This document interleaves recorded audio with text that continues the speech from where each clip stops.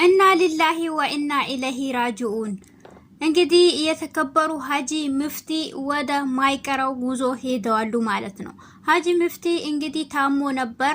የቀድሞ የመጅሊስ መሪያችን ማለት ነው። ታሞ ነበር። ታሞ በቆዩበትም እንግዲህ ሆነም ብሎም እንግዲህ አላህ ከቀደረ ማይቀረው ጉዞ ላይ ተጉዟሉ ማለት ነው። አላህ ሱብሃነሁ ወተዓላ ፍርዶሰል ጀነተን ይወፍቃቸው፣ ለቤተሰቦቹም አላህ ሰብሩን ይስጣቸው ማለት ነው።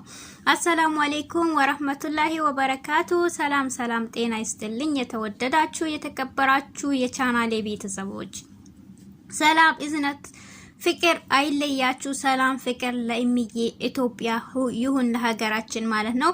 ሀገራችን ያለችበት ሰላም ያጣችበት ፍቅሯን ሰላሟን የሚመልስልን ዘመን አላህ ያርግልን። በየዓለም ዳርቻ ያላችሁ አላህ ሱብሃነሁ ወተዓላ ይጠብቃችሁ። እና ሊላሂ ወኢና ኢለይሂ ራጂኡን።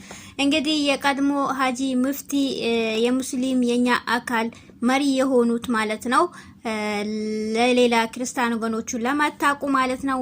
እንግዲህ ያው ሙስሊሞች አታቋቸውም ብዬ አላስብም፣ ሁላችሁም ታውቃቸዋላችሁ። ወደ ማይቀረው እንግዲህ ዓለም ሄዷሉ። አላህ ሱብሃነሁ ወተዓላ ፍርዶሰል ጀነተን ይወፍቃቸው፣ ለሀገራችንም ሰላም ይስጥን። እንግዲህ ለቤተሰቦቻቸውም ደግሞ አላህ እንግዲህ ሰብሩን ጽናቱን ይስጣቸው። እንዲሁም ከኋላቸውም ከዙሪያቸውም ላሉትም ጽናቱን ይስጣቸው። እንግዲህ ፌስቡክም ቤጁን ሁሉም ቦታ እንግዲህ ስለነሱ ነው። እንግዲህ አላህ ፍርዶሰል ጀነተን እንዲወፍቃቸው።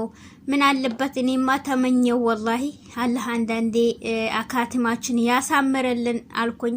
እንደዚህ ከመሄዳቸው በፊት ምን አለበት ኡመተን ሙስሊሚን የተባሉ የኢትዮጵያ ሙስሊሞችን ይቅርታ አፉ በሉኝ ብሎ በእንግዲህ ማይቀረው ጉዞ ቢሄዱ ብዬ ተመኘሁኝ፣ ብዙ ጥፋቶች ስላጠፉ ማለት ነው። ሆኖም ግን ያው አላህ ፍርዶሰል ጀነተን እንዲወፍቃቸው፣ አላህ ደግሞ እንዲመራቸው ማለት ነው። ሙስሊሞች ላይ ብዙ ክፍተት ተፈጥሯል። ሆኖም ግን ያንን ሁሉ ግን አፉ በሉኝ ብሎ ቢሉ ሻሃዳ ቢይዙ ብዬ ተመኘሁ ወላሂ። እንደው ሱብሃንአላህ አብዛኛው ሰው እኒ ሰውዬው ሳይሞቱ በፊት አላህን ይቅር በለኝ ብሎ ቢሞቱ እያለ ብዙ ሰው ይመኝላቸው ነበር ማለት ነው። እንግዲህ ለነሱ አላህ ፍርዶሰል ጀነተን አላህ ደግሞ ካቲማቸውን ሀያታቸውን እንግዲህ ሁሉ ያሉ ጊዜ እንግዲህ ሰውን መርቷሉ፣ ሰውን አስተካክሏሉ። ያው ሽምግልናም ሆኖ ለብዙ ነገር ይጠሩ ነበር ትልቅ ሰው ስለሆኑ ማለት ነው። ሆኖም ግን ያው ትልቅ ችግር በውስጥ በሙስሊሞች ላይ የተፈጠረ ነበረ ማለት ነው። ሆኖም ግን ያኛው ሁሉ እንዲስተካከልም ተደርጎ አሁን ደግሞ እንግዲህ ማይቀረው ጉዞ የለምና ሁላችንም ወደዛ ነውና የምንሄደው። እዚች ዓለም ላይ ማንም ሰው የሚቀመጥ የለምና እኛም ወደዛ ተመላሽ ነንና አላህ ሱብሃነሁ ወተዓላ ሁላችንም ቀናችን ጽፎልን በቀናችን ጠብቀን ነው የምንሄደው ማለት ነው። አሁን ደግሞ እነሱ ማይቀረው ጉዞ ሄዷሉ። እንግዲህ ለመላው ሙስሊም ኢትዮጵያኖች ሰብሩን ጽናቱን እንዲሰጣቸው፣ ለቤተሰቦቹም ደግሞ እንደዛው ጽናቱን እንዲሰጣቸው እመኛለሁኝ።